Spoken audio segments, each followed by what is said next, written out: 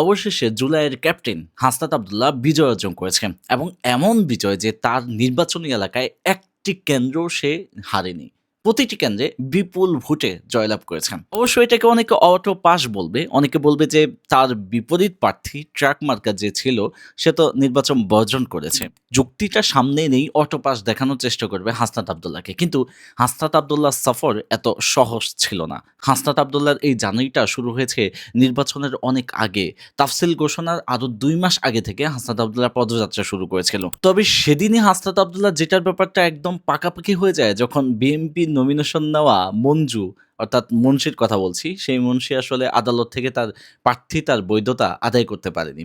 আদালত তাকে অবৈধ প্রার্থী হিসাবে ঘোষণা করে ঋণ খেলাপির কারণে। হাসনাতের মতো সবাই যদি তার প্রার্থীর বিরুদ্ধে আদালতে এইভাবে কাজ করতে পারত, তাহলে অধিকাংশ ঋণ খেলাপি আর দ্বৈত নাগরিকত্ব নেওয়া সেই জালেমরা, সেই দুর্নীতিবাজরা সংসদে জায়গা পেত না। হাসনাতের বিজয় সাদামাটা কোনো বিজয় না, এটাকে আমরা বিভিন্ন অ্যাঙ্গেল থেকে দেখার চেষ্টা করতে পারি। হাসনাত আব্দুল্লাহ এমনি এমনি জিতে আসেনি। হাসনাত আব্দুল্লাহ জিতে আসার পেছনে অনেক মেহনত ছিল, পদযাত্রা ছিল।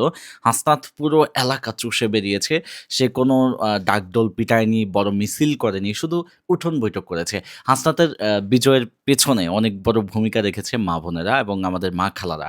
তারা হাসনাতকে যেভাবে আনন্দের সাথে ভালোবাসা দিয়ে গ্রহণ করেছে, এটা খুবই মানে কি বলবো আমি? এটা বাংলাদেশের ইতিহাসে খুবই কম হয়েছিল। হাসনাত আব্দুল্লাহ এবং মাওলানা মামুনুল হকদের উঠে আসা খুবই জরুরি। ভারতীয় আধিপত্যবাদ বিরোধী এই ফিগাররা যদি ন্যাশনাল পলিটিক্সের একদম মূল ধারাতে আসতে পারেন, তাহলে বাংলাদেশের পলিটিক্যাল চেহারাটা পরিবর্তন হয়ে যায়। এবং তারা যখন সংসদে সরব হয়ে উঠবে দুর্নীতির বিরুদ্ধে, অলিগারদের বিরুদ্ধে, এস্টাবলিশমেন্টের বিরুদ্ধে এবং আধিপত্যবাদের বিরুদ্ধে, তখন বাংলাদেশের পলিটিক্যাল চেহারাটাই একটুখানি চেঞ্জ হয়ে উঠবে। এই জায়গায় এসে আমার আসলে মন খারাপ হয়ে যায়। আমি যাকে চেয়েছিলাম সবচেয়ে বেশি, সংসদ নির্বাচনে যাকে সবচেয়ে বেশি চেয়েছিলাম, আমাদের হাদী ভাই। হাদী ভাই নেই। হাদী ভাই থাকলে হাসনাত আব্দুল্লাহ, হাদী ভাই, মাওলানা মামুনুল হক, এই কণ্ঠগুলো যে আধিপত্যবাদ বিরোধী কণ্ঠ, এই কণ্ঠগুলোর সংসদে খুব বেশি দরকার ছিল। আর এখানেই একটা বড় হতাশার জায়গা তৈরি হয় যে হাদী ভাই নেই।